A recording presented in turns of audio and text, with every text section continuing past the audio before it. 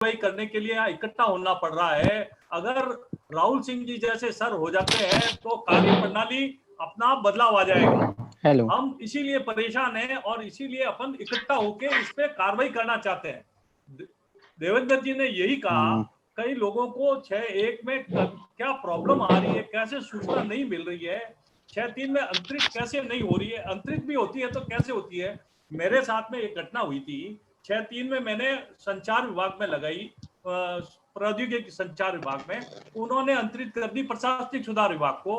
प्रशासनिक सुधार विभाग ने वापस लिखा कि यह सूचना हमारे से संबंधित नहीं है, आप ही के संबंधित है। फिर जवाब आता है उनसे। तो इस तरह से गोलमाल करते हैं। हर आदमी सक्षम नहीं होता है कि सूचना अधिकार का इस तरह से उपयोग कर पाए। तो इस आपके माध्यम से ही हम जुड़े हैं और लोगों को शिक्षित करें जिससे ज्यादा आगे बढ़ सके अपन। मेरा निवेदन रहेगा आपसे, आप बहुत अच्छा काम कर रहे हैं, साधुवाद है आपको कि आप लोगों ने इस तरह से जोड़ के लोगों को अपनी ओर आकर्षित करके लोगों को सिखाने का प्रयत्न किया है। हम भी इसीलिए जुड़े हुए हैं आपसे कि आपकी कार्य प्रणाली बहुत साफ और आपके जो कार्य हो रहे हैं वो साधुवाद के, पर हर आदमी इतना कार्य नहीं कर पा रहा है, वो विचलित हो जाता है। सुरेंद्र जी की बात से मैं सहमति बिल्कुल सुरेंद्र जैन जी आपकी बात से सहमत है और इस विषय में हमें लगता है कि जितना मार्गदर्शन हमें हमारे वरिष्ठ लोग दे पा रहे हैं उसको मानते हुए हमें भी थोड़ा सा मेहनत करने की जरूरत है। और अब इस ग्रुप में हम ये कहना चाहेंगे कि जो आज से एक हम लोग प्लान बना लेते हैं कि जो भी ग्रुप में लोग जुड़े हुए हैं, जो भी हम लोग ये डिस्कस करते हैं, तो इस विषय में जो भी फाइंडिंग रहती है, एक तो पहली बात तो मीडिया के उसके तौर पे भी हम लोग उसको देते हैं। तो मीडिया वाले भी जो भी छोटे मोटे अपने पत्रकार हैं वो अपना छाप देते हैं अपना तरह से। बहुत बड़े अखबार टाइम्स ऑफ इंडिया और the Hindu, Indian express, Dainik Bhaskar या इस तरह से जो भी है वो नहीं छापते, तो अपन को उसकी कोई चिंता नहीं है। लेकिन जहां भी छपता है तो छपने के बाद जब उसको अपन सर्कुलेट करते हैं तो हम लोगों को मैक्सिमम तौर पे उस चीज को शेयर करना चाहिए। आजकल सोशल मीडिया का जमाना है और फेसबुक में हम सब जुड़े हुए हैं, इंस्टाग्राम में जुड़े हुए हैं और ट्विटर में जुड़े हुए हैं। तो हमें जितने भी जैसे पीएम हो गए, सीएम हो गए वहाँ के, और जो भी इनकी आइडिया है वहाँ पे ज्यादा ज्यादा उसको टैग करके अपन उनकी मार्क करें कि साहब ऐसा ऐसा हुआ था और ये हमारा डिस्कशन का आउटकम निकला हुआ है और इस पर ध्यान दिया जाए। तो एक अभियान की तरह हम चलाएं तो इससे बहुत कुछ हो सकता है। अब इसमें अब ये तो नहीं है कि हम सीधे इसमें सर कटा सकते हैं, है ना। मतलब अब करें तो करें भाई, ठीक है। हम ये कहते हैं कि करेगा क्या यार आदमी, यही कर सकता है कि जो अवेयरनेस चल रहा है, फैला रहे हैं, डिस्कशन कर रहे हैं, यही सारी चीजें सिविलाइज्ड सोसाइटी में होती हैं और यही एक्सपेक्ट करना चाहिए। अब कोई चीज सरकार नहीं कर रही है, अब सवाल है कि सरकार नहीं कर रही है, तो सरकार नहीं कर रही है तो हम क्या करेंगे, आप क्या करेंगे भाई? आंदोलन करिए। किसानों ने आंदोलन किया, इतना बड़ा आंदोलन हुआ, उनको क्या लाभ मिला? अब आपके ऐसे प्रधानमंत्री मिल जाएं या ऐसे आपके नेता मिल जाएं जो कहें कि हाँ मैं तो बैठा हुआ हूँ, टस से मस नहीं होऊंगा, चाहे कुछ भी कर लो। अब आप क्या करोगे, क्या कर लोगे बताओ? वही हो रहा है ना, आपको यही दिख रहा है। हाँ, करने वाली शैली पर रहना पड़ेगा भैया। देखिए हम लोग नहीं मैं देवेंद्र अग्रवाल जी, सुनिए तो सर आप बात भी सुनिए शिवानंद जी, प्लीज सुनिए। आप हमारे वरिष्ठ हैं, हमारे लिए काफी सादरपूर्वक आपसे निवेदन है कि आप हमारी बातों को भी सुनिए और हमारी मीटिंग जो अब अगली रखें वो हम लोगों को सुनने के लिए रखें। क्योंकि आप लोग अगर हमें सुनेंगे, जी आप बोलिए देवेंद्र जी। देखिए मेरी बात आप सुनिए। सुनने की शैली जैसे हम सुनते हैं, हम यहाँ पे सुनते हैं, सीखते हैं, समझते हैं। आप हमें तभी तक सिखा पाएंगे, जब तक समझा पाएंगे, जब तक आप हमें सुनेंगे। जिस दिन आप हमें सुनना बंद कर देंगे आपको अरे सर मेरे को बोलने के लिए मैं खुद मंच तैयार करने में सक्षम व्यक्ति हूँ। मैं मंच उसलिए मैं देखिए मैं हमेशा विश्वास रखता हूँ कि हमको एक होना है, संगठित होना है। क्योंकि मैं 10, 20, 50, 100 लोगों को इकट्ठा करके काम नहीं कर सकता। आप 10, 20, 50, 100 लोगों को इकट्ठा करके कुछ नहीं कर पाएंगे, ना ही कोई दूसरे कर पाएंगे। हमारे देश की आबादी बहुत बड़ी है। हम लोगों को जो है सोच को बड़ा बनाने की जरूरत है, सोच को जमीनी स्तर पे ले जाने की जरूरत है। हम लोग बार बार आके अटकती हमारी सुई है कि हम करें कैसे, क्या करें भाई समस्या है लोगों की, सुनते हैं। एक आध मीटिंग ऐसी रखिए, लोगों की सुनते हैं, समझते हैं, उन लोगों को बोलो, जितना बोलना है बोलो, उनको सुन लो ना। पहले सबसे रास्ता लो, सबसे सलाह लो, कम से कम सुनो तो सही। अगर कोई चैटिंग पे नहीं आके बात कर पा रहा है, उसको लिखने में तकलीफ हो रही है, किसी को समझने में तकलीफ हो रही है, आखिर कोई क्या चाह रहा है, देखिए हम लोग ग्रुप चला रहे हैं, संगठन चला रहे हैं, संगठन में हमको बैठकों में बोलना नहीं है, सिर्फ कभी कभी सुनना भी है। जब हम भी सेशन करते हैं तो एक बार सुनते हैं, फिर दूसरे बार बोलने का मौका देते हैं। आप भी सुनते हैं, सबकी समस्या हल कर रहे हैं, लेकिन हमारे पास समय जो होता है ये हफ्ते का बहुत कम हो रहा है। अब हमको थोड़ा सा ना अपने पैटर्न को बदलने की जरूरत है। एक ही पैटर्न को हम हमेशा नहीं चला सकते, थोड़ा थोड़ा ब्रेकअप चेंज कर करके हमको पैटर्न को चेंज करने की जरूरत है शिवानंद जी। और मेरे को ग्रुप में सिर्फ इसलिए इस बात को बोलना पड़ रहा है कि हम लोग थोड़ा सा भटक रहे हैं रास्ते से, और मैं सिर्फ एक ही चीज चाहता हूं, हमको आप लोग नेतृत्व करें, हमारे वरिष्ठ सदस्य।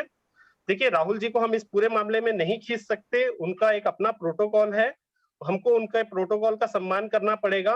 कहीं ना कहीं वो भी रडार पे रहते हैं, हमारी सहायता करते हैं तो, और हम लोग उनकी दिल से और मनसा से हम उनकी वाकिफ है कि वो हमारे लिए सोचते हैं, क्योंकि वो हमारे लिए भी नहीं सोच रहे, वो इस देश के लिए सोच रहे हैं, वो सही और गलत के लिए सोच रहे हैं, वो एक्ट के लिए सोच रहे हैं। लेकिन वैसी स्थिति हर जगह नहीं है। हमको अपने घमंड को, अपनी प्रॉब्लम्स को, सबको साइड रखकर हमको एक सिंगल पॉइंट पे, एक ट्रैक पे आना पड़ेगा, सभी साथियों को एक ट्रैक पे लाना पड़ेगा।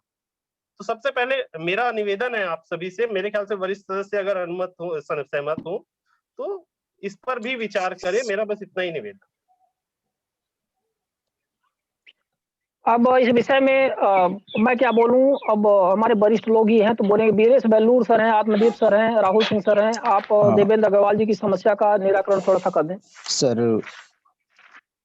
जी, सूचना के अधिकार कानून के क्रियान्वयन में जो व्यवहारिक दिक्कतें आ रही है उसका समाधान जल्दी से जल्दी हो, इस बारे में आपकी जो चिंता है उससे हम सभी साथी सहमत हैं। इस विषय पे एक बार पहले भी एक वेबिनार में विचार हुआ था, और तब भी हमने एक सुझाव किया था कि एक ऑर्गेनाइजेशन बना के हमको एक अभियान के रूप में इन सब मुद्दों को आना चाहिए और समाधान तक ले जाने की हर संभव कोशिश करना चाहिए।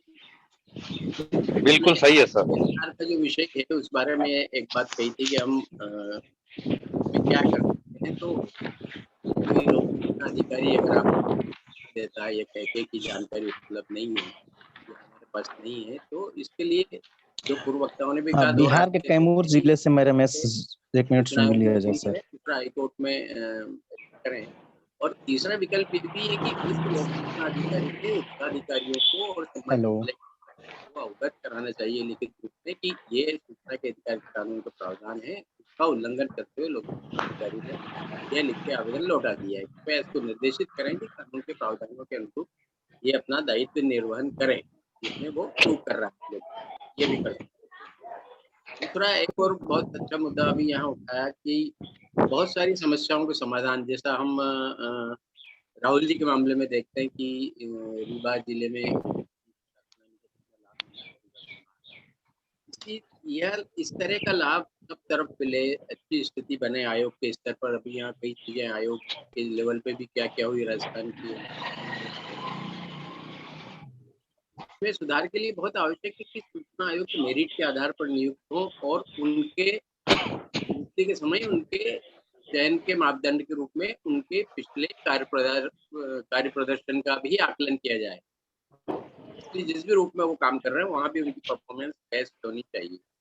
तो इसके लिए भी हमको अब राजस्थान मध्य प्रदेश सूचना आयोग में 2 सूचना आयुक्त रिटायर हो गए, 2 सूचना आयुक्त और इसी साल रिटायर होने वाले हैं। उसके बाद शायद 3 सूचना आयुक्त कुल बच जाएंगे और एक मुख्य सूचना, तो यहाँ भी नई नियुक्ति की प्रक्रिया चलेगी। तो ऐसी सब जगहों पे हमको मुख्यमंत्री, नेता प्रतिपक्ष और संसदीय कार्य मंत्री जो चयन समिति के सदस्य होते हैं उनको इस बारे में लिखना चाहिए कि आप सूचना आयुक्तों में दें और मेरिट के आधार पर करें और उनके पिछले कार्य प्रदर्शन। अगर अच्छे काबिल गुणवान सूचना आयुक्त नियुक्त हुए तो हमारी काफी सारी समस्याओं का समाधान हो जाएगा और वो लोक सूचना अधिकारियों को भी ठीक करने में सक्षम है। दूसरा, माननीय शैलेश गांधी जी ने यहाँ न्यायपालिका के स्तर पर RTI एक्ट के साथ कैसा सलूक हो रहा है उसके बारे में कुछ बातें कही। उसमें हम अपने अनुभव से 3 अनुभव और आपके साथ शेयर करना चाहेंगे शैलेश की बात के समर्थन में। एक मामले में हमें हाईकोर्ट के एक आदेश की, जब मध्य प्रदेश में हम सूचना आयुक्त थे तो हाईकोर्ट के एक आदेश की कॉपी मिली जिसमें प्रथम अपीली अधिकारी को आदेश दिया गया था कि वो 3 माह में प्रथम अपील का निराकरण करें। यानी हुआ ये था कि एक आवेदक आरटीआई लगाई, उसको समय पे जानकारी नहीं मिली, प्रथम अपील की, निराकरण नहीं हुआ 45 दिन में, सीधा हाई कोर्ट चला गया और हाई कोर्ट ने ऑर्डर दे दिया प्रथम अपीलीय अधिकारी को 3 महीने में निराकरण करें। यह आदेश बताता है कि संबंधित जज सूचना के अधिकार कानून के प्रावधानों से सर्वथा अनभिज्ञ थे। ऐसे मामले में हाईकोर्ट को ये लिखना चाहिए था, कहना चाहिए था उस अपीलांट को, आवेदक को, कि आप पहले सूचना आयोग में प्रथम अपील का निराकरण नहीं हुआ तो आरटी एक्ट में प्रावधान है, सूचना आयोग में सेकंड अपील करें, वहां आपकी समस्या का समाधान न हो तो ही आप हाईकोर्ट आए, यह करना था। इसकी जगह सीधे आप प्रथम अपील अधिकारी को ऑर्डर कर रहे हैं, मतलब सूचना आयोग का कोई अस्तित्व आप नहीं मानते। एक और मामला सामने आया जिसमें एक व्यक्ति ने ग्वालियर संभाग के हाईकोर्ट को लिखा कि मेरी 17 अपीलें लंबे अरसे से पेंडिंग है सूचना आयोग में और उनका निराकरण नहीं हो रहा है, तो जल्दी निराकरण कराएं। सूचना आयोग ने एक सांस में आंख मींच के आदेश दे दिया। वो आदेश हमारी पीठ को मिला कि इसकी अपीलों का जल्दी जल्दी निराकरण करें। उस आदमी से ये भी नहीं पूछा कि आपकी अपीलें किस किस डेट को हुई, आपका क्या अपीलों का रजिस्ट्रेशन नंबर है, क्या आपने सूचना आयोग को आवेदन दिया शीघ्र सुनवाई का और उस पर कोई कार्रवाई नहीं हुई। सीधा आदमी हाईकोर्ट गया और सीधा वहां से आदेश मिला सूचना आयोग के 3 महीने में निराकरण, जबकि उसको लिखना था कि आप सूचना आयोग में पहले शीघ्र सुनवाई का आवेदन दें और ना कोई कार्रवाई हो तो हमारे पास। उसके बाद हमने देखा जब सुनवाई शुरू की उन 17 अपीलों की, तो उनमें पहले जितनी सुनवाई लग चुकी थी, एक में भी वो अपीलांट उपस्थित ही नहीं हुआ। उसको सुनने की इच्छा के खातिर ही बार बार तारीखें आगे बढ़ाई जा रही थी और वो सुनवाई में आ ही नहीं रहा था, मतलब वो खुद ही निराकरण नहीं चाहता था। और जाके क्योंकि वो शैतान किस्म का व्यक्ति था, हाईकोर्ट चला गया। उसका काम केवल दूसरों को हैरान परेशान करना था, उसकी मंशा की पूर्ति में।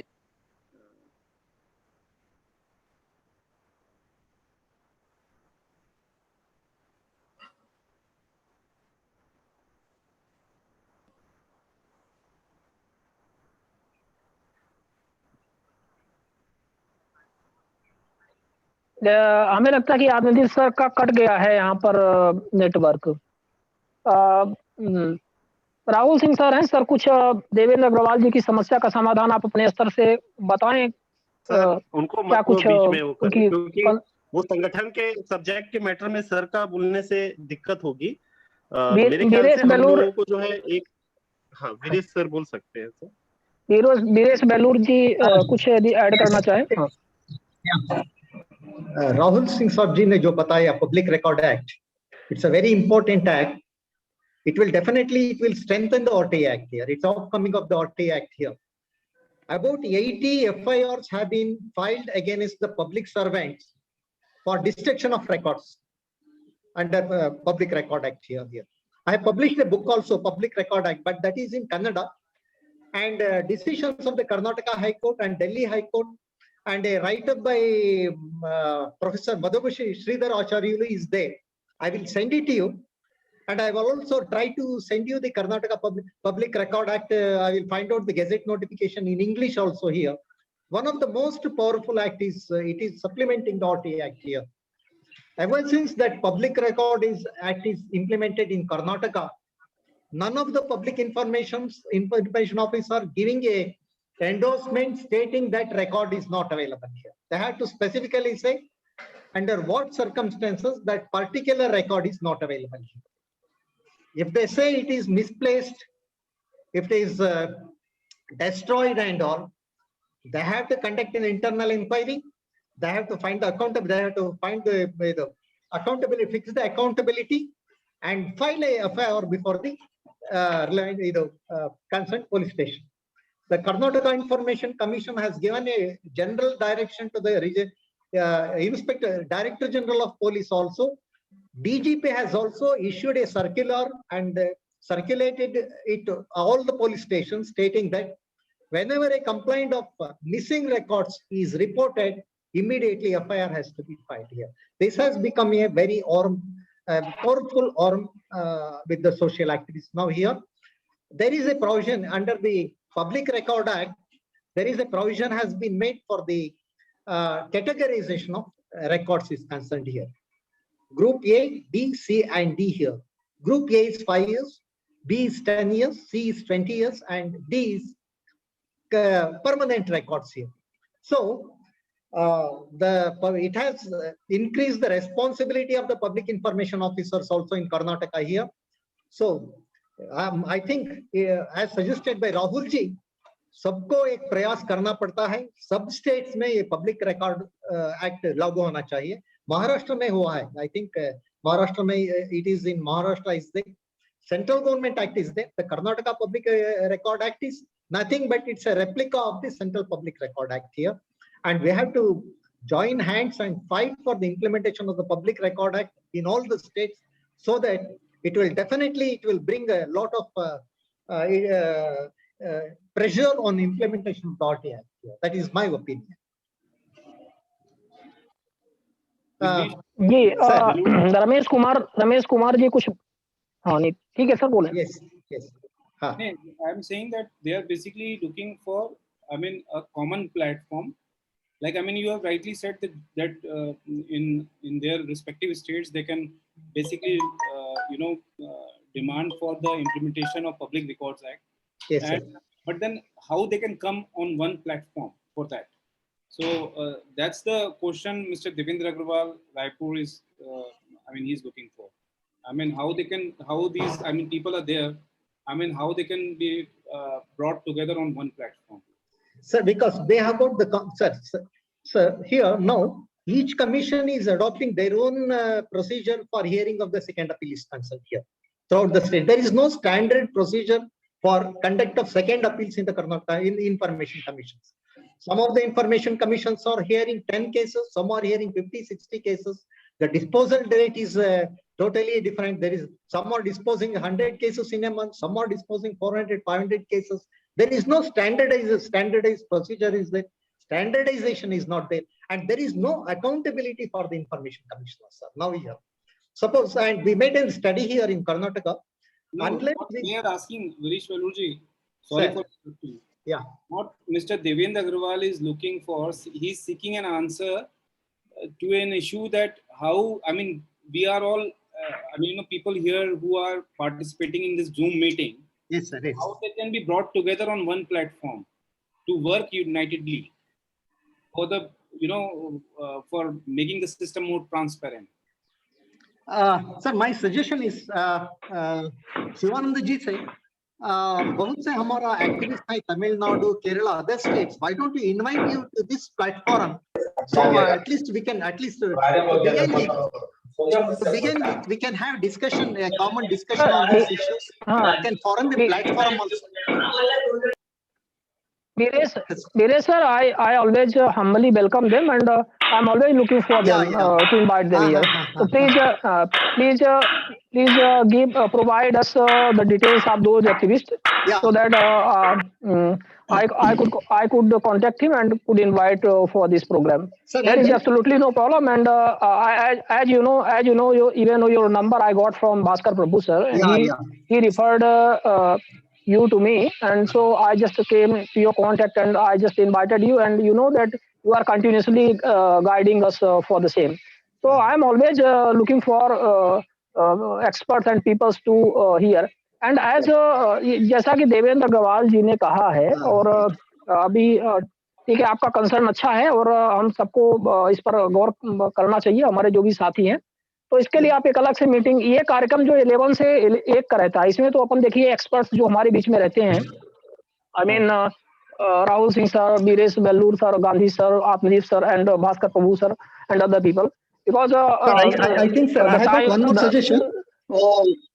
वेंकटेश नाइक साहब हैं, ये एनसीपीआरआई का, ये सीएचआरआई का. I think we have to include in this platform here, and NCPRI को जोड़ना चाहिए. अभी शैलेश जी हैं, भास्कर प्रभु दोनों एनसीपीआरआई से भी हैं.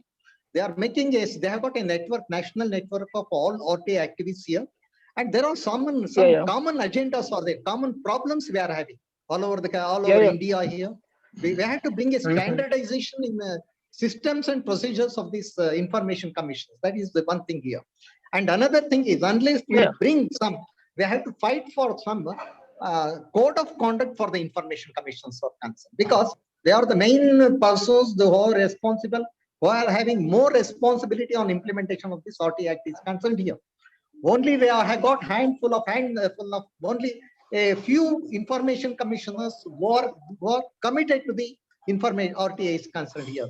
But 95% of the information commissioners are not doing any justice to their work here. Unless we bring pressure on the information commissioners to work properly, and we have to fight for the code of conduct for them here. This has become a very problem for them, for us. Many of them, they are come here to serve as a, this has become a post-retirement benefits for information commissions here. That we have to stop it. There must be a code of conduct by them, and there must be a monitoring agency for the information monitoring body should be there to monitor the functioning of the information commissions here.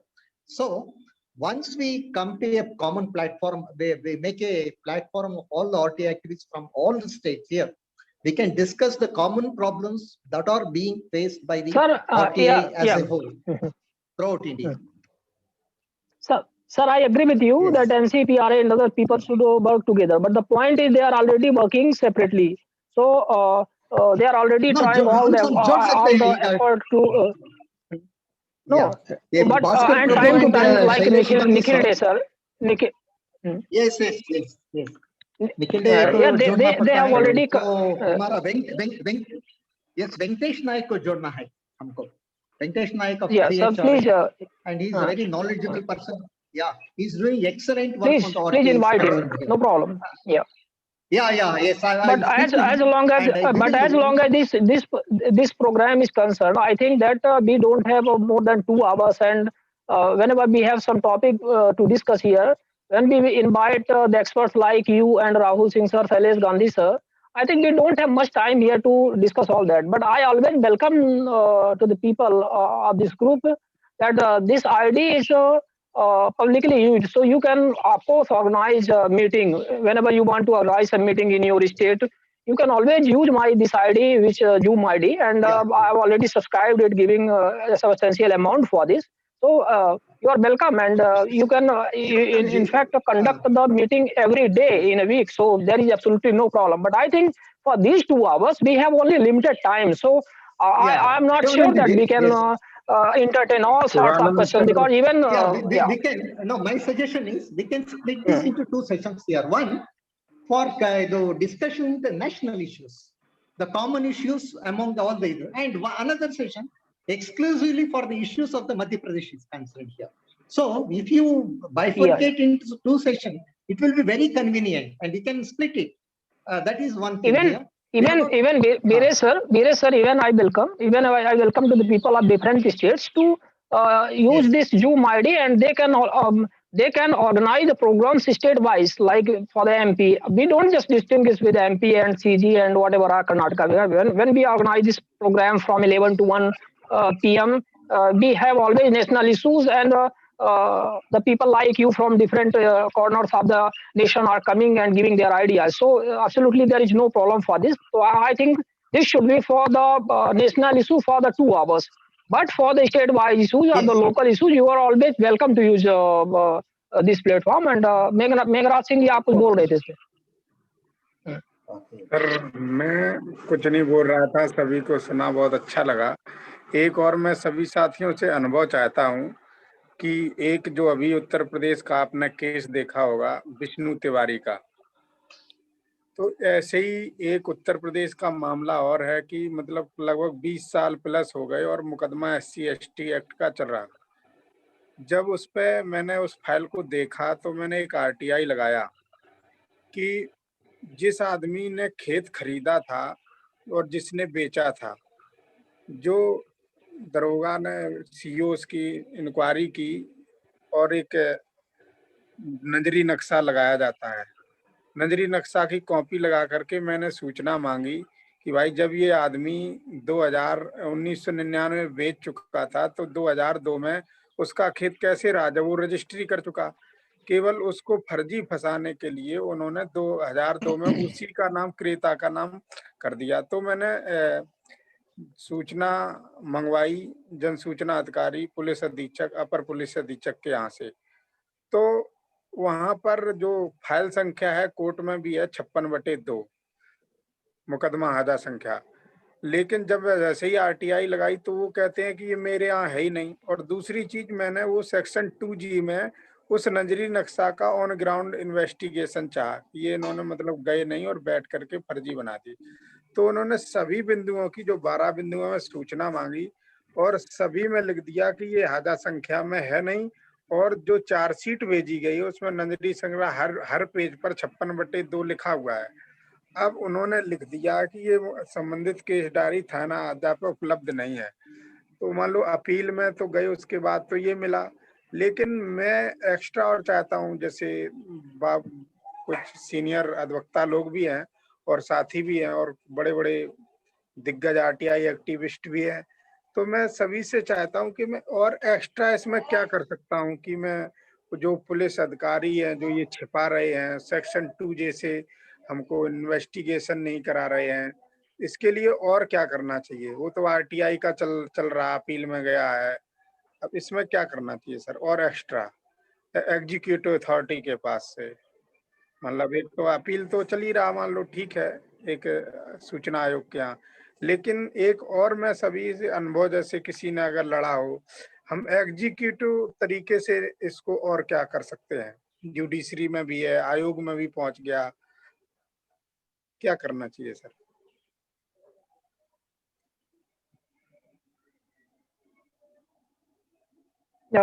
इस विषय में वीरेश वेल्लूर जी हैं हमारे बीच में। Sir, यदि इस समस्या का समाधान आपके पास हो, नहीं तो नितिन जी ने अभी एक अपना साझा किया था, बढ़िया अनुभव साझा किया था कि उन्होंने एग्जीक्यूटिव वे में किस तरह से इसको सॉर्ट आउट किया मामला। तो वो अपना अनुभव बता दें, कैसे आप और एफआईआर वगैरह दर्ज करवा सकते हैं, कम से कम प्रयास तो कर सकते हैं उसके लिए। मुझे मालूम नहीं हुआ क्या चाहते हैं, उनका प्रॉब्लम क्या है, मुझे मालूम नहीं हुआ अभी तक। सर, एक SC/ST एक्ट है और वो फर्जी तरीके से लगाया गया, मतलब उनका खेत भी जोते हुए हैं और उनको फंसा भी दिया गया है। और उन्होंने ये खेत खरीदा था दूसरे व्यक्ति से, मतलब ए ने खरीदा था, मान लो बी पार्टी है और ए से खरीदा था। अब ए ने बेच दिया, लेकिन जब उसकी FIR कर दी गई, उस समय मायावती जी की सरकार थी और उन्होंने एक गलत FIR कर दी कि इन्होंने मेरा खेत जोत लिया। उसका खेत भी उन्होंने जोत लिया और जो चार्जशीट में लगाया तो उसका नाम कहीं जिक्र नहीं किया कि इनका खेत था, और जिससे खरीदा था उसी का नाम मेंशन कर दिया, पूरी चार्जशीट लगा करके भेज दी। अब वो चलते चलते अब वो हो गए हैं 2002 से, अब हम 2021 में आ गए और अभी भी चल रहा।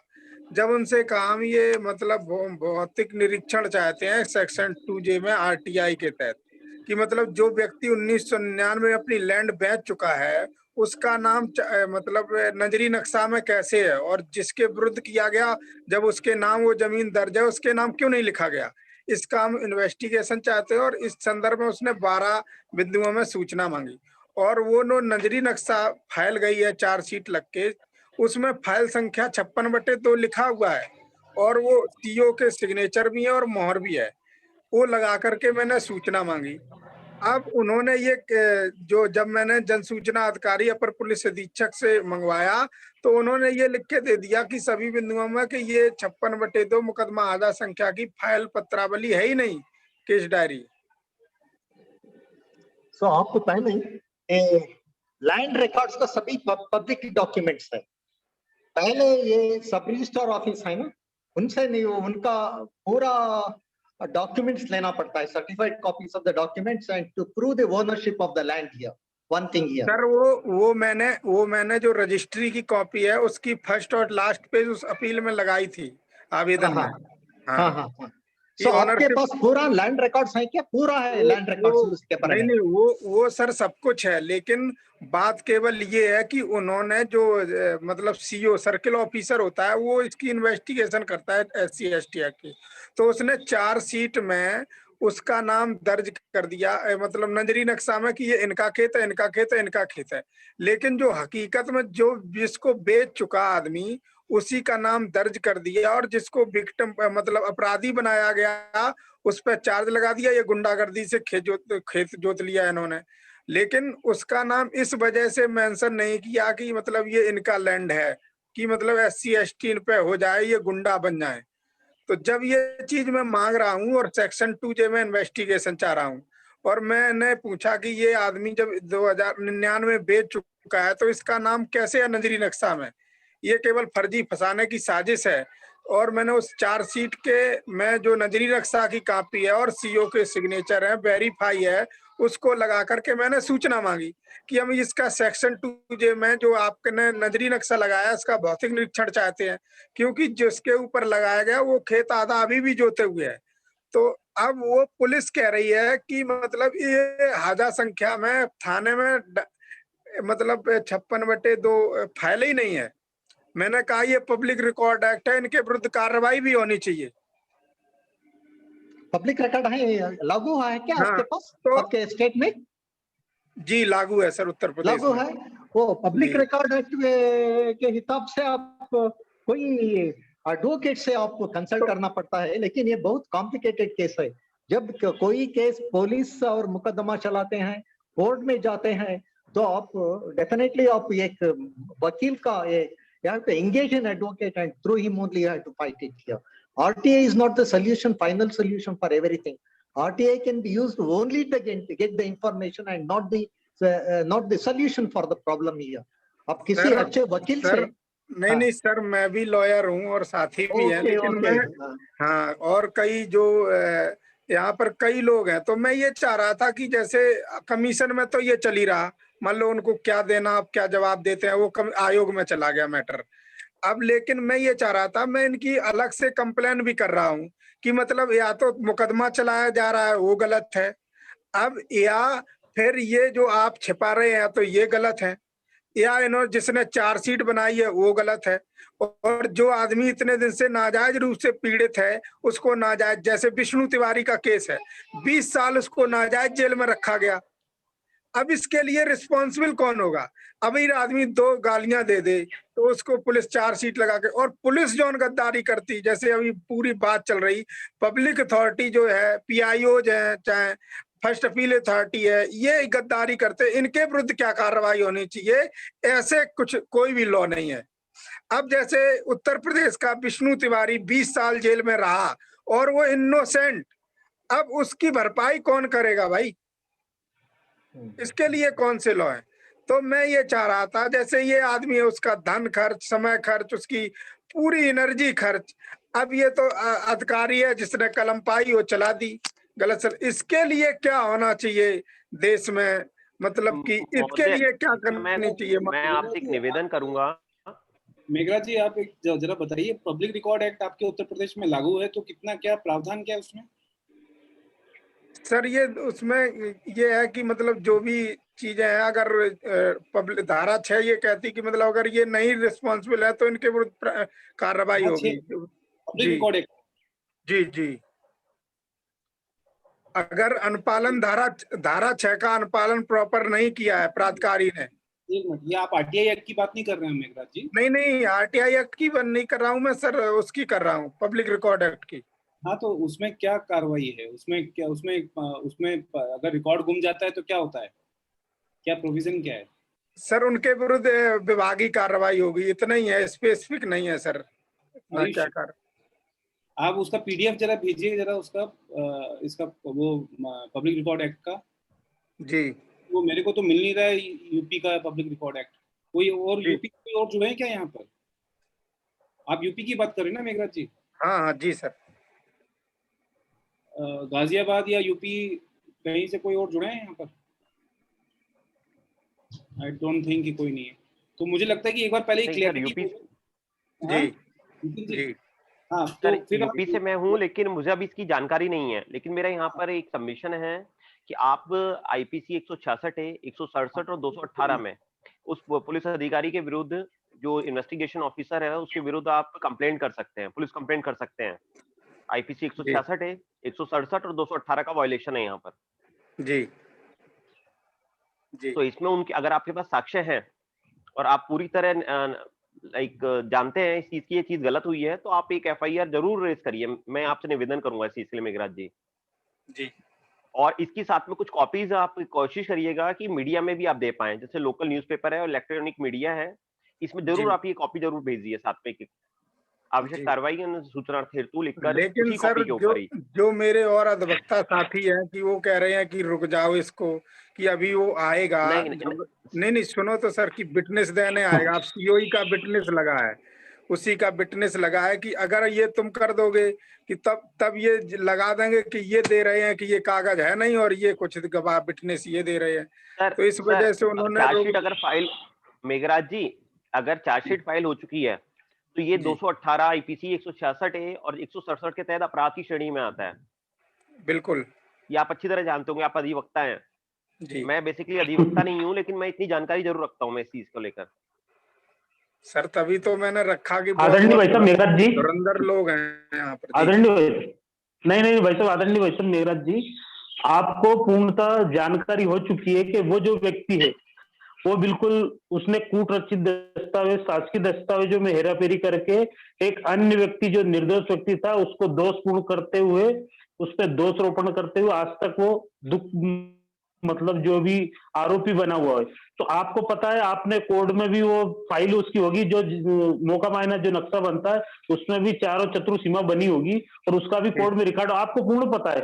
लेकिन सिर्फ आप सुझाव चाह रहे हैं उस जो अधिकारी है उसमें शासकीय कूट रचित दस्तावेज को जो धाराएं होती है उसके धाराओं के अंतर्गत आप कंप्लेंट करिए, वो सस्पेंड होगा और उसकी आप जो अवमानना जो उसकी धूमिल छवि हुई है उसका वो भी लगाइए, कंपनसेशन बिल्कुल मिलेगा। और मान रहा हूं मैं, आपने लगाया सब कुछ है, लेकिन जो आप कह रहे हो उसी से पता चल रहा है कि आपको सब कुछ जानकारी है, लेकिन सिर्फ आप प्रश्न उठा के और भी कोई ऐसा नुस्खा या जानकारी ऐसा विषय हो तो उसके बारे में आप पूछना चाह रहे हो, ये ऐसा है। ठीक है, धन्यवाद जी सर। उसके लिए मैंने मेघराज जी, सर मेघराज जी मेरा एक निवेदन हो रहा है, ये 409 के तहत भी अपराध की श्रेणी में आता है और 477 ए में भी अपराध की श्रेणी में आता है।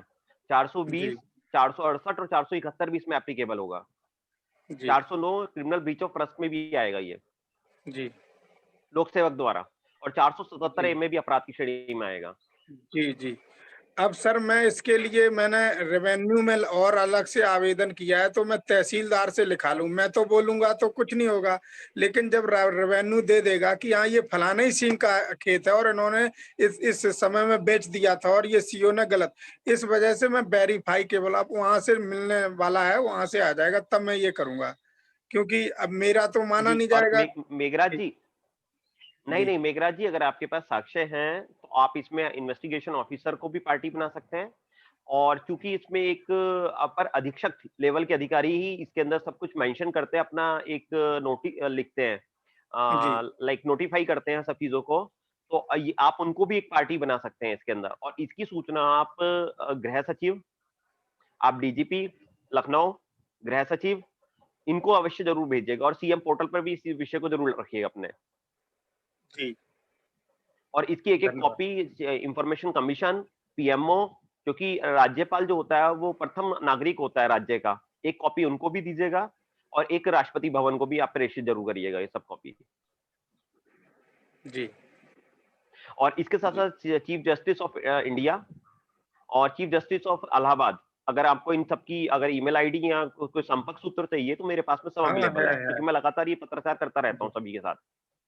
जी जी सर, उनकी स्पेशल आईडी तो नहीं होगी, केवल ऑफिशियल ही आईडी है ना, जो हाई कोर्ट इलाहाबाद, और वो स्पेशल तो नहीं होगी ना सर उन लोगों की?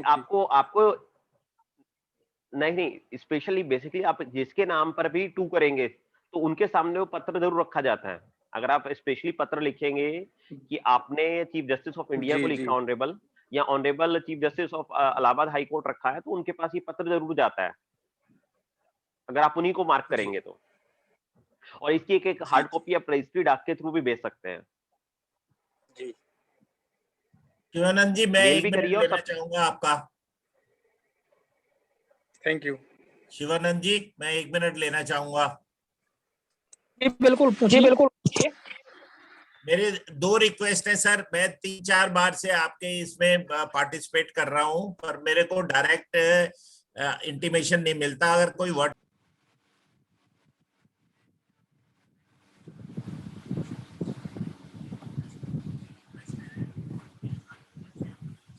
आया, बहुत अच्छा बोला।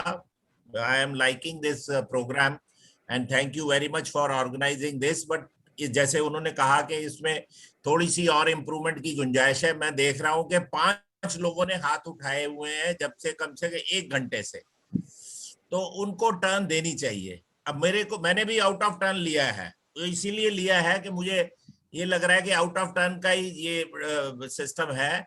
तो जो लोग हाथ उठाए हुए रख रहे हैं उनको पहले सीक्वेंसिंग से उनकी बात सुनी जाए, वरना उनके हाथ उठे ही रहेंगे और बाकी सारे बात करते रहेंगे। तो थोड़ा सा इसको जरूरत है, ये सुझाव है। अगर आपको ठीक लगे तो इम्प्लीमेंट कर लेना, नहीं ठीक लगे तो it's all right, I am fine with it.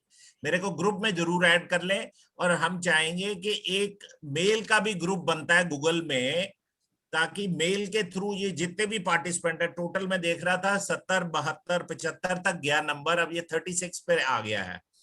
तो अगर ये 75 का ग्रुप बन जाए गूगल पे, और जो भी नया आदमी आए उसको ईमेल पे और उसको व्हाट्सएप ग्रुप में ऐड कर दिया जाए, तो आई थिंक जो मुहिम आप चला रहे हैं उसमें थोड़ा सा प्रोत्साहन मिलेगा। अब देखिए अभी भी 5 लोगों ने हाथ खड़े किए हुए हैं, और अगर टाइम देखा जाए तो हम 1 घंटा आपके शेड्यूल टाइम से ऊपर जा चुके हैं। 11 से 1 बजे था, 2 बज रहे हैं, तो लोगों का इंटरेस्ट है। तो इसके लिए आपका बहुत बहुत आभार है। और ये जो बातें कही आपने कि इसमें थोड़ा सा स्ट्रक्चर बनाने की जरूरत है, तो उसमें ये भी हो सकता है कि 75 लोग शायद इकट्ठा, वो एक कंसेंसस नहीं हो पाएगा। एक कोर ग्रुप बना लिया जाए 5, 7, 8, 10 आदमियों का, जिसमें आप जो भी आप ठीक समझते हैं उनको बीच में ले लीजिए, और वो इस मॉडल को तैयार करें कि भाई यहाँ क्या इशू रेज होने हैं, स्टेट में क्या इशू रेज होने हैं, और स्टेट और आपका कैसे कोऑर्डिनेट है। फेडरल सिस्टम जैसे हिंदुस्तान में है, ऐसे हम भी कोई यहाँ बनाए, तो इसमें ग्रोथ की संभावना है। तो ये कुछ दिमाग में, मैं कोई 3-4 बार इसमें पार्टिसिपेट किया है, बोला तो शायद एक आधी बार ही हूँ। तो आपको बहुत बहुत इसके लिए बधाई है। और एक चीज मेरी ध्यान में आ रही है कि इंडिविजुअल जो आरटीआई है किसी भी पार्टिसिपेंट की, उसको डिटेल में डिस्कस करने के लिए एक सेपरेट प्रोग्राम होना चाहिए। अब अगर हम ये चाहें कि ये हम सारे 75 के, अगर एक एक भी हर एक के पास हो, इंडिविजुअल आरटीआई डिस्कस करने लगे यहाँ, तो वो अनएंडिंग हो जाएगा, देन इट बिकम्स अनएंडिंग। तो ये है कि वो कोई अपनी एक आरटीआई की समस्या को लेके में आना चाह रहा है। एक है जो कि ब्रॉडकुलियन टास्क,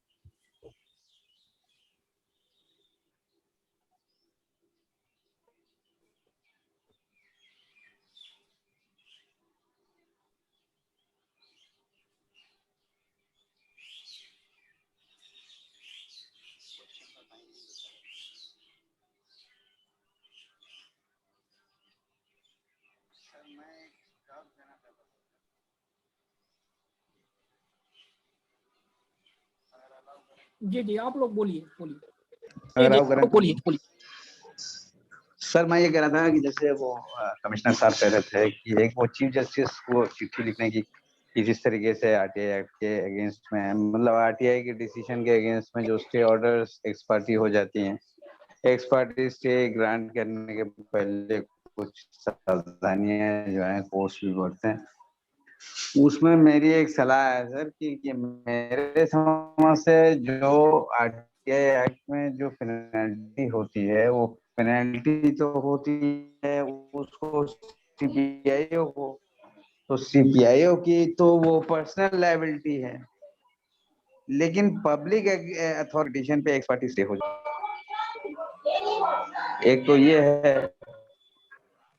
तो आप लोग अगर जिस तरह का मतलब वो बता रहे थे, जैसे कमिश्नर साहब राहुल सिंह जी, कि हम लोग वो चीफ जस्टिस को आवेदन कर सकते हैं, तो उस आवेदन को करते हैं अगर उचित समझे तो इसको भी ध्यान में रखा जा सकता है कि पर्सनल लायबिलिटी सीपीआईओ की है, उसकी सैलरी से रिकवरी होती है, तो पब्लिक अथॉरिटी कैसे एग्रीव हो जाता है बगैर एग्रीव पार्टी को सुने।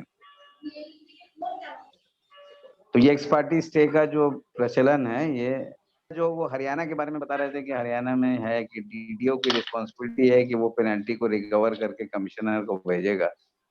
तो ये वाला अगर नोटिस या ये लिटरेचर अगर पब्लिक डोमेन में अगर आप डाल सकें तो हम लोगों को सुविधा होगी, क्योंकि मैंने कई जगह ये पता करने की आरटीआई के थ्रू ही पता करने की कोशिश की है कि कमिश्नर ने जो पेनल्टी कर दिया या कमिश्नर ने कंपेंसेशन अवार्ड किया उसकी कंप्लायंस हुई कि नहीं। यहाँ तक कि मैंने कमीशन से भी पूछा कि आपने कमीशन ने इस पर पेनल्टी किया है तो क्या ये पेनल्टी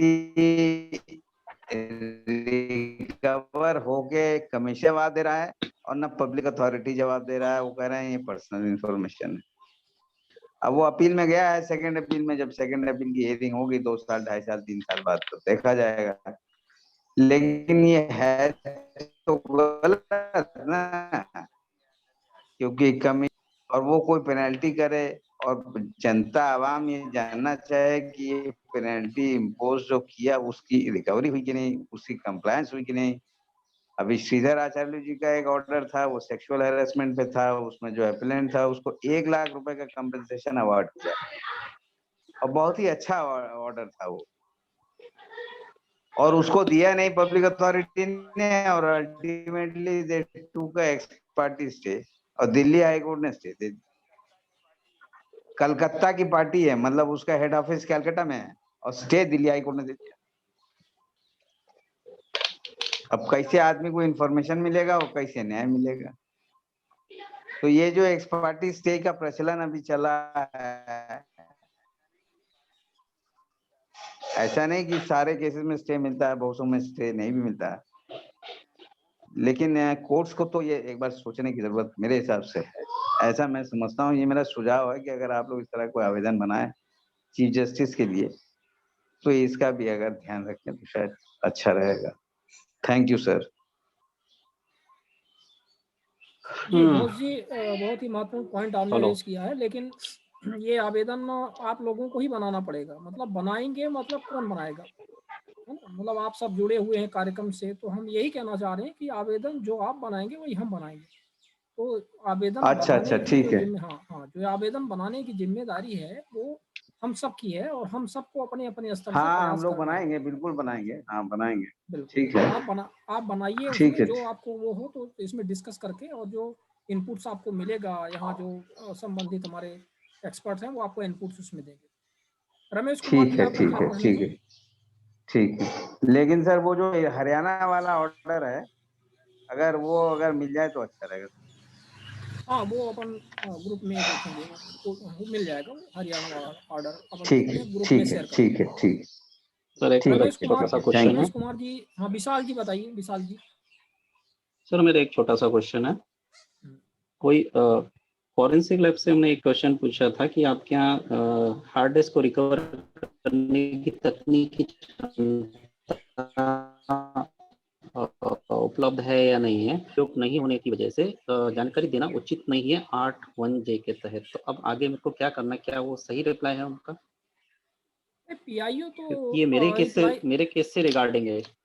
हाँ, पीआईओ तो हमेशा ही ऐसे ही रिप्लाई देते हैं। देखिए पीआईओ जो रहते हैं वो हमेशा ही आपको ऐसे ही रिप्लाई देते हैं। और सर मेरे को इलीगल डिटेन किया गया था और डीजीपी वगैरह सभी को मैंने ये कंप्लेंट्स में रिक्वेस्ट की है कि भाई मेरे इलीगल डिटेंशन के लिए जो थाने की सीसीटीवी फुटेज है उसको रिकवर कराया जाए। तो वो सब उसको बचाने में लगे हैं। तो फिर मैंने एक आरटीआई डाली है कि ऐसा कोई इनके पास टेक्निकल क्षमता है, पता लगाता है उनके पास में, लेकिन उसका जवाब ये आया है।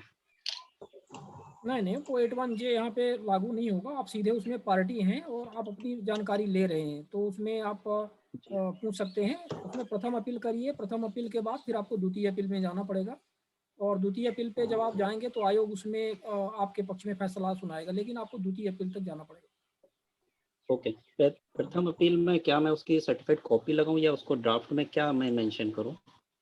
नहीं, आपको प्रथम अपील पे ये मेंशन करना है कि 81J का ये हवाला दे रहे हैं कि मतलब ये जानकारी ओके नहीं दी जा सकती है। कुछ ऐसी जानकारी है जो एग्जाम्शन के तहत आती है, लेकिन इसमें एग्जाम्शन की कोई बात नहीं है। पार्टी मैं हूँ, मेरे साथ इन्होंने टॉर्चर किया, मुझे डिटेन किया और मैं अपनी ही फुटेज मांग रहा हूँ।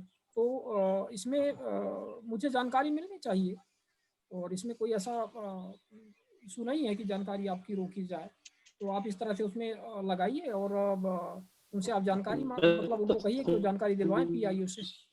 प्रोसीजर मांग रहा हूँ, मैडम से कुछ नहीं पूछा उनसे, और वो उन्होंने ये जवाब दिया कि ये अपराध अन्वेषण का सब्जेक्ट होता है और लोकहित में इसका उपयोग नहीं होता।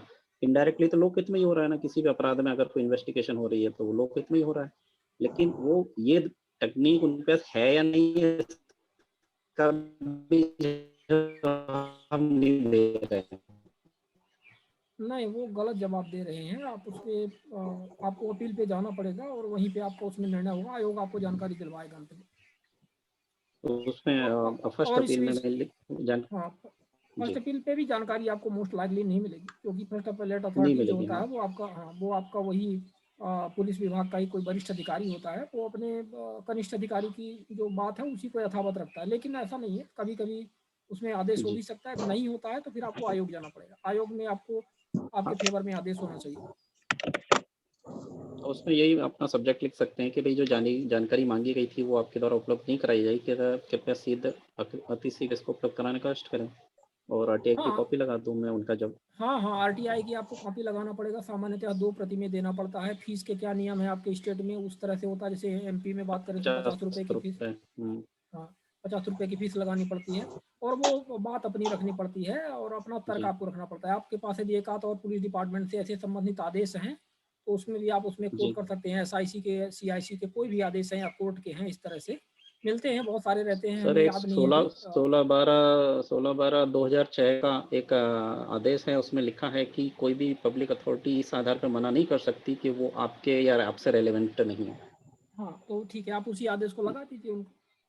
और इसका हवाला दे सकते हैं कि उसमें फर्स्ट अपील में Aadesh versus union of India others, हाँ हाँ, बिल्कुल फर्स्ट अपील बिल्कुल में दे इसका सकते हवाला दे सकते हैं क्या? दे सकते हैं, बिल्कुल दे ओके सकते सर, हैं। आप तो अपना थैंक यू। मैक्सिमम फेवर, जी जी आपको तो अपना मैक्सिमम फेवर रखना है। जितने भी आपके साइटेशन है, बहुत सारे साइटेशन रहते हैं, आप जितने साइटेशन जी आपको याद हो सब दे सकते हैं, ताकि आपका पक्ष मजबूत हो। और आगे जब आप आयोग में जाएं तो आयोग में फिर आप जी के ही फेवर में उसमें निर्णय होगा। Okay sir, thank you. हाँ Sir, जी, hello. Sir, can I ask one thing? Sir, क्या please. anyone can you please make one distinction between service conduct rule and a state government employee manual? Service conduct rule and state employ manual. Manual. Sir. I think I cannot give you the proper answer of this. So next time some expert comes, like some advocate who has some ideas of these acts, they can give you a better answer, because this does not directly relates with the RTI, and you know that the laws are very broad and wide. So if I don't have a proper answer, I cannot further confuse you. So I hope that if somebody is there in this meeting and if they want to give you the answer, they can of course draw some attention to that. But from my side, I think it's not possible, because I have less idea about that act.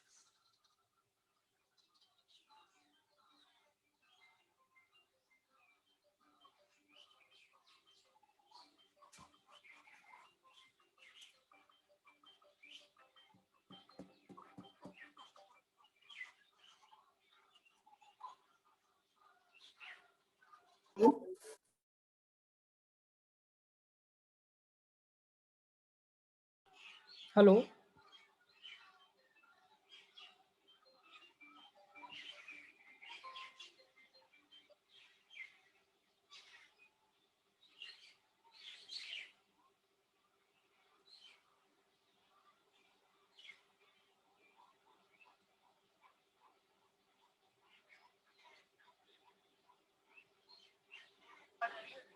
जी बोलिए बोलिए, आप अपना सवाल, ये प्रश्न जो भी है अपने सुझाव रखना है, बोलिए।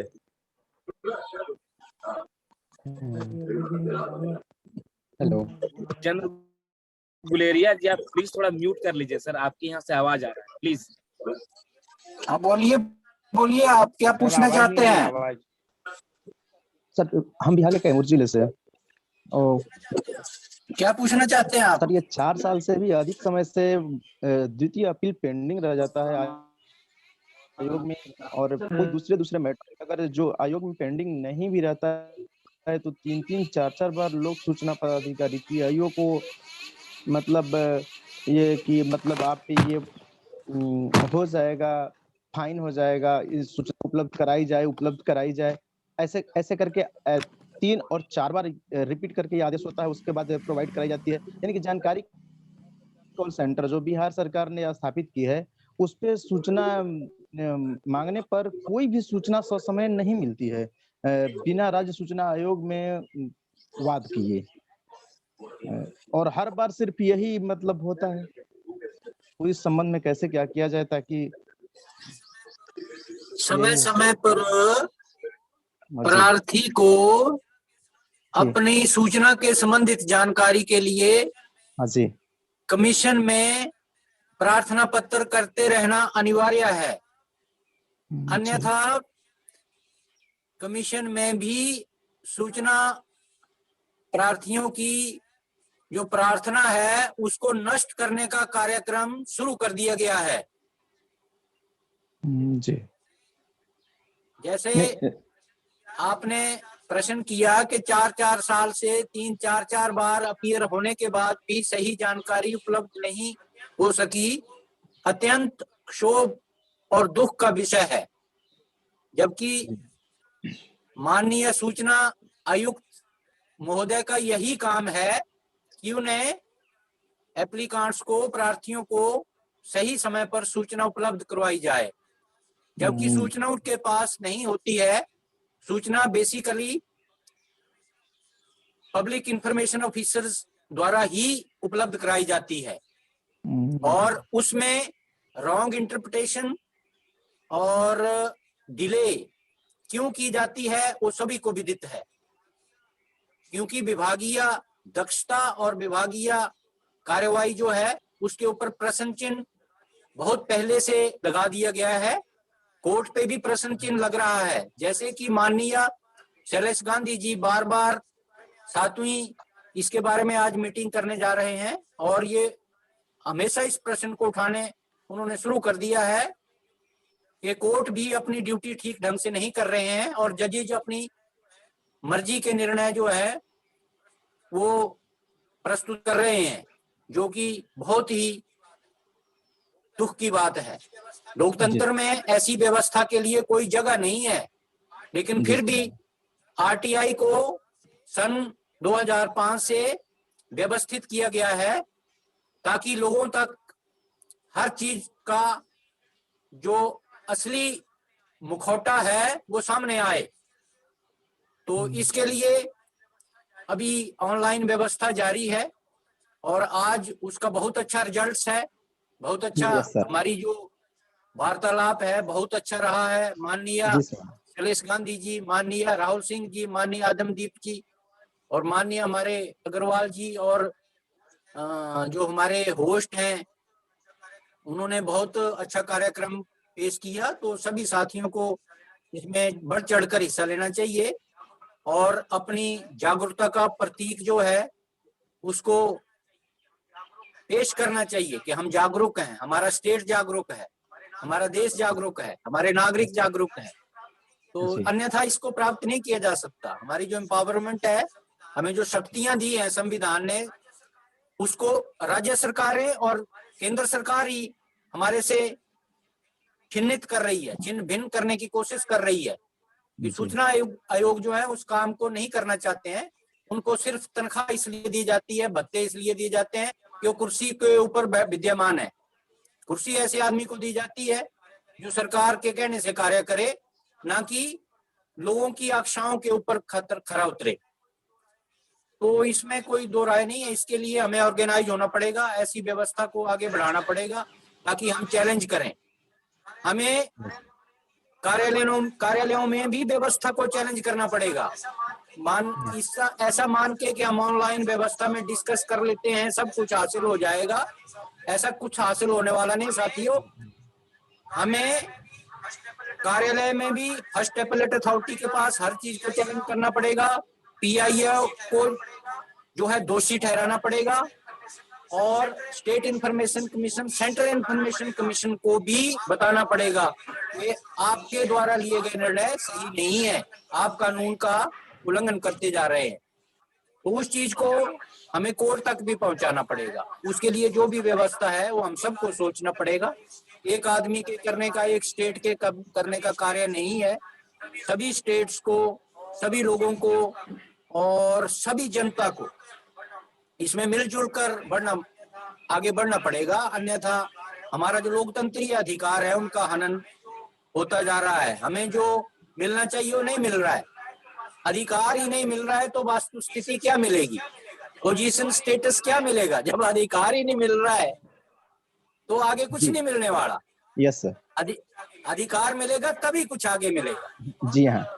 हाँ, ये बहुत व्यवस्था के बारे में चिंतनीय विषय है, जिसके बारे में सबको सोचना है। तो मैं ज्यादा कहता ना हुआ, अवश्य कहूंगा कि हम सबको मिलजुल कर इसके बारे में सोचकर आगे बढ़ने का निर्णय लेना पड़ेगा और व्यवस्था का प्रबंध करना पड़ेगा। धन्यवाद। जय हिंद, नमस्कार। साथियों, एक बात और मैं कहना चाहता हूँ। मैं कहना चाहता हूँ कि आप लोग डीओपीटी की वेबसाइट पर जाकर कुछ चीजों को डाउनलोड करिए। वहाँ की पीडीएफ है। पर्पीली अधिकारी के समक्ष अपना पक्ष किस तरह रखना है और उसके कर्तव्य और दायित्व क्या क्या है, उनके पास क्या क्या अधिकार है, इस संबंध में सब कुछ पीडीएफ फाइल के रूप में अवेलेबल है। तो कृपया मेरा आप सबसे निवेदन है, डीओपीटी की वेबसाइट पर जाइए, वहां से सब कुछ ये डाउनलोड करिए आप। मैं हमेशा प्रथम अपील के अंतर्गत अपना पक्ष बहुत मजबूती के साथ रखता हूँ और उनको उनके कर्तव्य और अधिकार भी बताता हूँ कि आपके अधिकार है, ये कर्तव्य है आपके।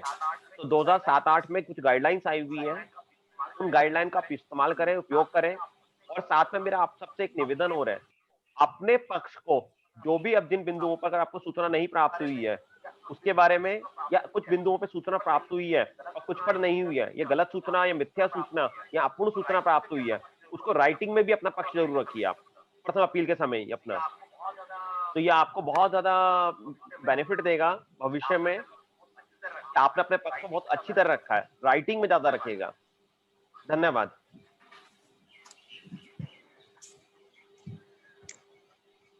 जी, आप लोगों ने बहुत ही महत्वपूर्ण बातें रखी हैं, और आप लोग कुछ अपनी बात रखना चाहते हैं तो जयपाल सिंह जी, आपने हाथ रेज किया था, आप भी बोलिए।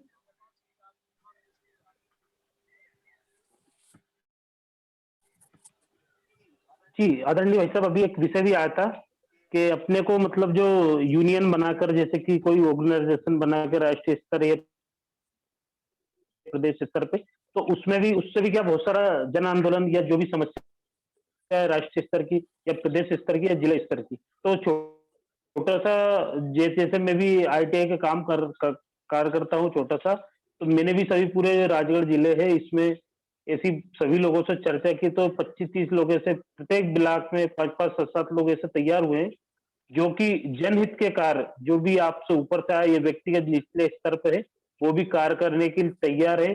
जो जनमानस के जो बिंदु है, जैसे अभी रेमडेसिविर इंजेक्शन है या स्वास्थ्य के बारे में चर्चा गई, बहुत सारी चीजें ऐसे दुखी है लोग, लेकिन क्या है वो अपनी जो समूह संगठन होगा उससे थोड़ी एक अलग ही आवाज होती है, और प्रत्येक व्यक्ति आईटीआई लगाता है वो एक अलग बात होती है। जैसे अभी एक मुद्दा आया था कि माननीय श्री सूचना आयुक्त भी अगर एक साधारण सी अपील लगाएंगे तो वो एक अलग बात होगी, और एक अगर सूचना आयुक्त के माध्यम से लगाएंगे या एक संगठन के माध्यम से लगाएंगे तो वो एक अलग बात होगी। तो अगर मेरा सिर्फ सुझाव नहीं है, मतलब एक वो है, अगर ऐसा होता हो, अगर आप सभी लोग चाहो तो ठीक है प्रदेश में, क्योंकि सभी सम्मानित लोग है, क्योंकि वरिष्ठ लोग नीचे से ऊपर तक राह दिखाने वाले आप सभी हो, इस ग्रुप में सभी लोग जुड़े। जैसे अभी बीच में आदरणीय भाई साहब ने कहा था, अभी जो आया तो उनने बहुत अच्छा पॉइंट रखा कि जो जिसको अवसर बोलने का दिया जा रहा है, हाई हैंड उठाने का, तो वो भी अपना जो ग्रुप है वो आप अच्छे तरीके से संचालित कर रहे हो। ये सराहनीय कार्य है, महत्वपूर्ण कार्य है। हमारे प्रदेश में माननीय श्री राहुल सिंह जी और आदरणीय शैलेश जी और सभी लोग जुड़े हैं, वरिष्ठ गण, जिनका मैं शायद नाम नहीं ले पा रहा हूँ, वो भी, और आपका भी सराहनीय कार्य। एक कार्य से भी अनेक कार्य सिद्ध होते हैं। तो जो भी लिखा राइटिंग में होता है वो भी निचले स्तर तक प्रत्येक ग्राम तक पहुंचे और उसकी भी जन जन की आवाज बने। यही जन अभियान के माध्यम से हमारा निवेदन है आदरणीय भाई साहब। नहीं कहना था जी, काफी महत्वपूर्ण बात आपने रखी है और निश्चित तौर पर इस पर काम करने की आवश्यकता है।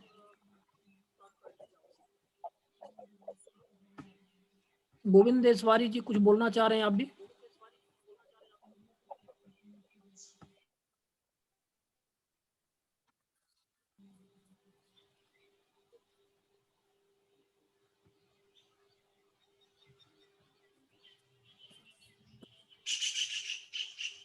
और हमारे साथी हैं, आप यदि कुछ अपनी बातें रखना चाह रहे हैं तो आप लोग बताएं।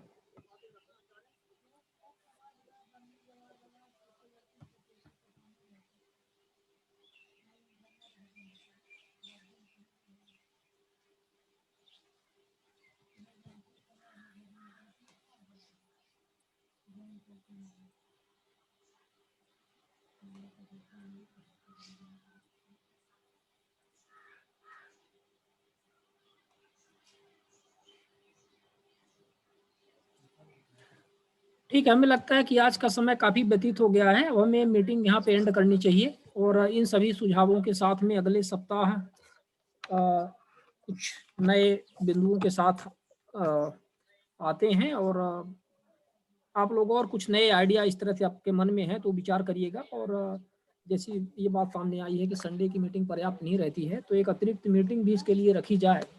और ये तो हम हमेशा ही चाह रहे थे कि अतिरिक्त मीटिंग रखी जाए, लेकिन चूंकि लोग उसमें पार्टिसिपेशन कम होता था इसलिए वो बंद कर दी गई। आपको पता होगा थर्सडे की भी कुछ ऐसी मीटिंग रहती थी। तो लोकल जो भी बातें हैं जी मालूम है। लोकल जो भी बातें हैं वो सब लोकल या नेशनल जो भी बातें हैं वो सब एक अलग ही मीटिंग में। हमें ऐसा लगता है कि संडे की जो मीटिंग रहती है उसमें वरिष्ठ गण का समय इतना ज़्यादा ऑक्युपाई रहता है कि उसमें ज़्यादा चांस नहीं मिल पाता है। यदि हम 50, 60, 70 लोगों की बात करें जो मीटिंग में जुड़े रहते हैं और अपनी बातें यदि हर कोई रखना चाहेगा तो हमें लगता है कि अब आज ही देखिए कि हम में से 4-6 लोग ही बोल पाए हैं अभी तक, लेकिन 2:30 बज गए हैं जबकि 11 बजे से मीटिंग चालू हुई थी। तो थोड़ा सा मुश्किल पड़ जाता है। तो इस विषय में भी क्या किया जाएगा, ये तो अलग ही मीटिंग ऑर्गेनाइज की जा सकती है। कुछ ऐसे क्वेश्चन, विशेष ही क्वेश्चन लिए जा सकते हैं इस 11 to 1 वाली मीटिंग।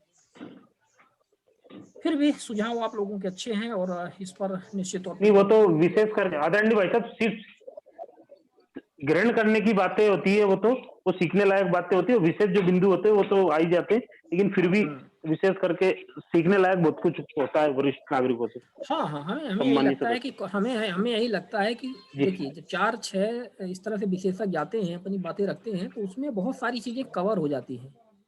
अभी हर बार ये बात आती है कि समस्या का समाधान क्या है, समस्या का समाधान क्या है, ये बात आती है, हम इसको मानते हैं। और सूचना आयुक्त भी रहते हैं, आप लोग पूछते हैं, कई बार बातें हैं, लेकिन समस्या का समाधान उनके पास जितना है हमें लगता है वो उतना दे पाते हैं। उनसे हम सिर्फ मार्गदर्शन ही ले सकते हैं। अभी समस्या का समाधान पूर्व सूचना आयुक्त तो समस्या का समाधान दे नहीं सकते हैं क्योंकि उनके पास तो पावर है नहीं, वो अपनी अनुभव शेयर कर सकते हैं। वर्तमान सूचना आयुक्त एक है राहुल सिंह जी, वो अपने कार्य क्षेत्र में जितना हो पाता है उतना वो कर रहे हैं। तो अभी वो कितना समस्या का समाधान कर पाएंगे? समस्या का समाधान तो हम सबको मिलकर के ही करना है और इस मीटिंग का उद्देश्य डिसीजन नहीं है। ये सबसे बड़ी बात है, ये माना कि आप लोगों के एक्सपेक्टेशंस बहुत है, ज़्यादा है, आप सब चाहते हैं, हमारी भी हैं कि बहुत कुछ हो जाए, लेकिन बहुत कुछ अभी होने के लिए बहुत कुछ पहले करना पड़ेगा। अभी तो उसी दिशा में प्रयास है, हर कोई प्रयास कर रहा है और हर एक लेवल पे प्रयास करने की होता है। जैसे जयपाल सिंह जी आपने बताया कि आपने राजगढ़ में बहुत अच्छा प्रयास किया हुआ है, आपने काफ़ी लोगों को जोड़ा हुआ है, तो आपकी एक यूनिटी। इसी तरह से हर क्षेत्र में लोग काम करें, हर एक स्टेट में काम करें तो बहुत कुछ परिवर्तन हो सकता है। और हम जैसे गायत्री शक्तिपीठ का एक बहुत अच्छा स्टेटमेंट है, आपको पता होगा, वो कहते हैं कि हम सुधरेंगे जग सुधरेगा, हम बदलेंगे युग बदलेगा, इस तरह से बात आती है। बहुत ही एक की पॉइंट है, उसको देखा जाए तो एक की वर्ड है। उस की वर्ड को यदि फॉलो करें, वो किसी धर्म या किसी जात या किसी देश काल वातावरण से संबंधित नहीं है। तो हम में से यदि हर कोई प्रयास करे तो निश्चित तौर पर बहुत कुछ परिवर्तन आ सकता है। और संगठन की बात है, संगठन आप बनाइए, संगठन बहुत सारे बने हुए हैं। NCPRI की बात आई, CHRI की बात आई, लेकिन आप देख रहे हैं कि इतने संगठन बनने के बावजूद भी और भी बहुत सारे संगठन, आरटीआई कार्यकर्ताओं के नाम पर इतने संगठन हैं कि एनजीओ तो रजिस्टर करना बाएं हाथ की खेल है।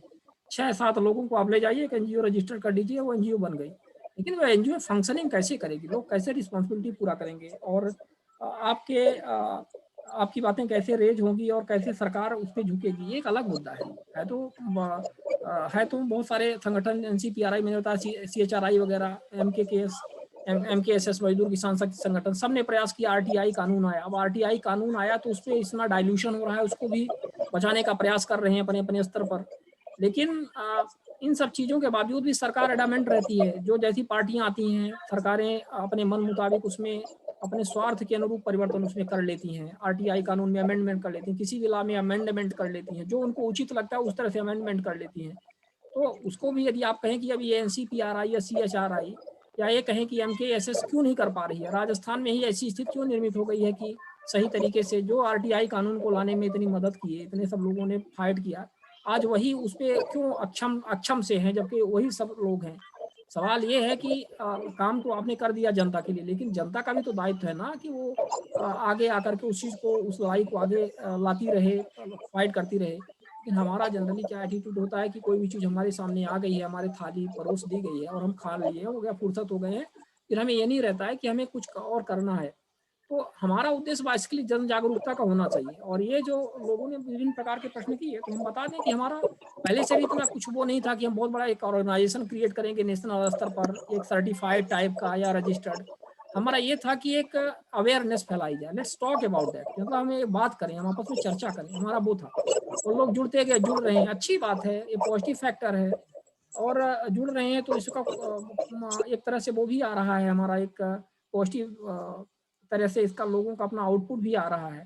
तो अभी हमें तो लगता है कि अवेयरनेस का काम था, तो अवेयरनेस हमारा चल रहा है और अवेयरनेस में कोई कमी नहीं है। जो हमारे अच्छे सूचना आयुक्त हैं वो निर्णय भी दे रहे हैं, तो एक लैंडमार्क डिसीजन भी आ रहे हैं और अच्छी बात है, प्रयास हो रहा है, और बेहतर प्रयास हो, हर व्यक्ति प्रयास करना चाहता है। लेकिन अभी कितना कुछ आप एक बार में हासिल कर पाएंगे, अभी वो उसके लिए मंथन करने की जरूरत है और सभी लोग मिल करके इसी तरह से काम करते रहें। हमें लगता है कि सबको मिलके ही काम करना पड़ेगा, तभी कुछ हो पाएगा। और हम यही कहना चाहेंगे, और आप लोगों को द्विवेदी जी, तो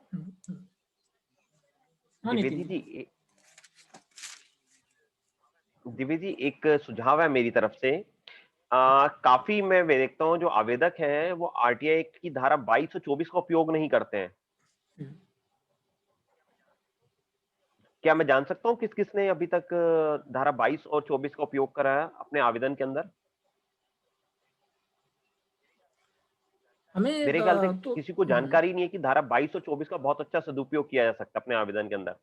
हाँ, धारा 22 एक सुझाव मेरा ये है कि आप कृपया इसके बारे में पढ़ें और इसको इस्तेमाल करना सीखें। सही आपने कहा, बिल्कुल सही बात है कि जी। धारा 22 दूसरा मेरा एक सुझाव है इसका यूज भी करें लोग। आपसे निवेदन, 24 धारा आपकी यही कहती है कि आपका आरटीआई कानून किन संगठनों पर लागू नहीं होता है, किन किन संगठनों पर। और मैं काफी जगह, मैंने अभी रेवाड़ी के अंदर, हरियाणा प्रदेश, उसमें आरटी एक्ट में धारा 24 मानवाधिकार उल्लंघन और इसके साथ में रिलेटेड है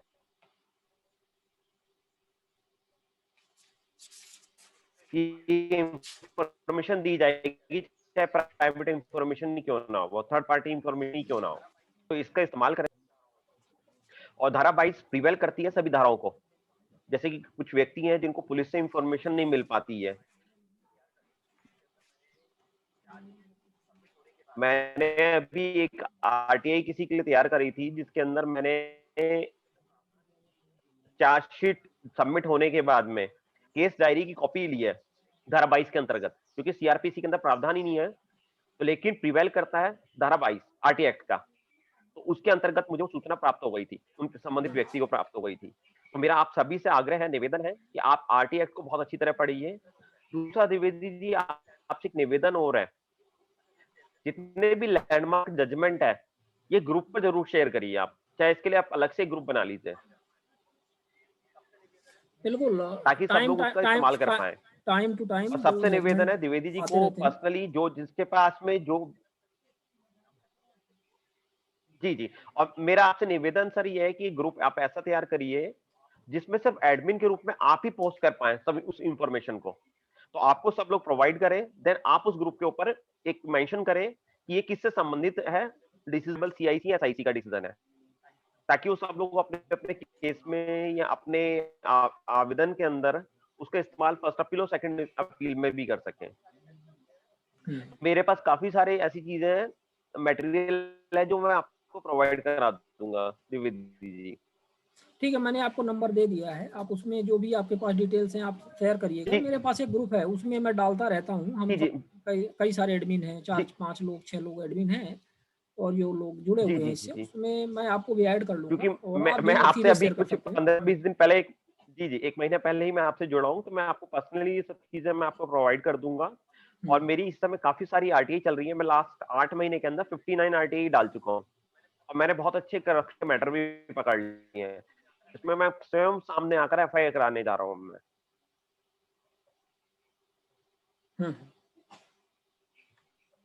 नहीं ठीक है, आप अपना अनुभव शेयर करिएगा जैसा भी आप उसमें। शायद तरुण जी कुछ कहना चाह रहे हैं, शायद तरुण जी कुछ कहना चाह रहे हैं।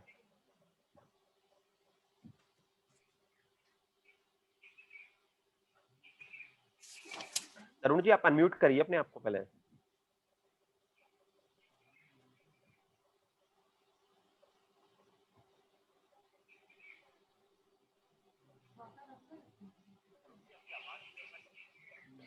तरुण जी आपकी आवाज नहीं आ पा रही है किसी के पास भी।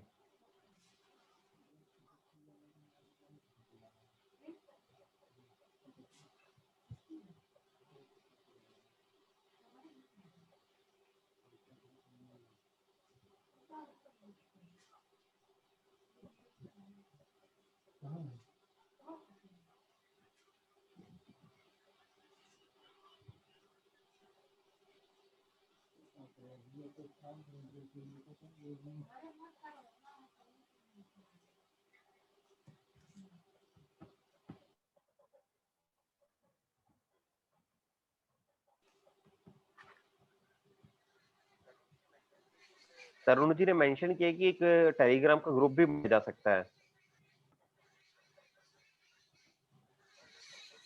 जिस पर कोई भी डिसीजन शेयर किए जा सके।